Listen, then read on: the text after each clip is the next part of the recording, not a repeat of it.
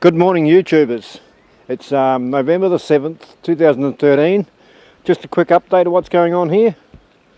These are the tomatoes that were all over the other side there up till last night. And we have brought them over to this big wooden grow bed at this stage. I'm not sure, we'll probably get a couple of shots in here. There's quite a few tomatoes in here. And I just noticed a little native bee flying around here just then, which I hadn't seen while we were over the other side. So obviously it's doing it a lot better out here in the in more open space. It's very, very hot today. Everything's taking a bit of a hit.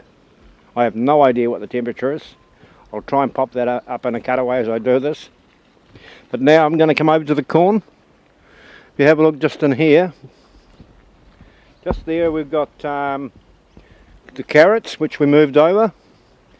And also we've got all the corn that's come over. And I think I've counted up to about 12, 14 cobs of corn on here.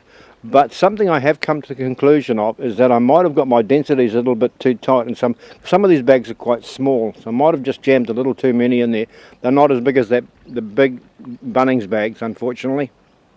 Yeah, it's a little bit of a trial and error in that sense, because these were our original plants that we first did, and I sort of jumped in and went for it, and I may well have thought, whoa, this is pretty cool, but everything's going all right. Well, I'm just thinking, if I cut the density back, then I've got a good chance of actually getting a higher yield, which is what I'm after. I'm more interested in yield than I am in how many I can get in one spot.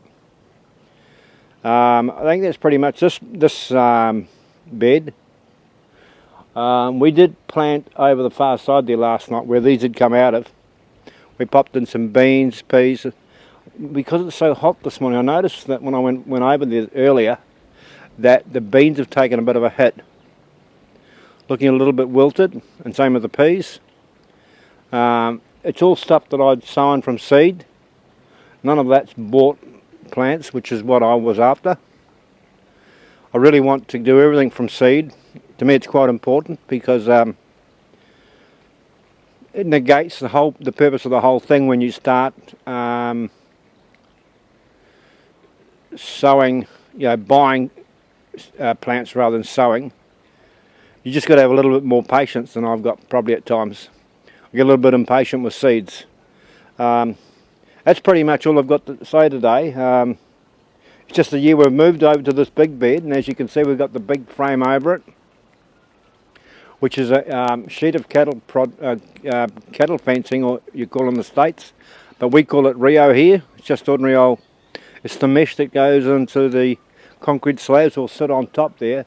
So as things like cucumbers, tomatoes, if they reach the top, if an indeterminate tomato, they will reach the top and grow clean over. And hopefully everything just hangs down so I can just reach up and pick it. Albeit I may need a little bit of a ladder there, I don't know. We'll see how we go, or I'll be getting my son out there to pick them.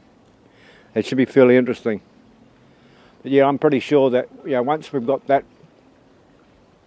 piece of steel over the top there, we just hang strings down. All the things like the tomatoes can just be tied off to the strings. Same with the cucumbers, beans. And the neat part about beans and peas, as long as there's something hanging down, they'll find it to grab hold of it and climb up it. They sort of run out their own tentacles. It's mainly the tomatoes you've got to tie off. The corn just grows straight up. Yeah, that's looking good, that corn, really. Considering it, I've got to admit, it is fairly in there fairly tight. So yeah, that's pretty much it. We might be able to get a couple of little cutaways of the beans. We'll see how we go. Catch you next time. Thank you.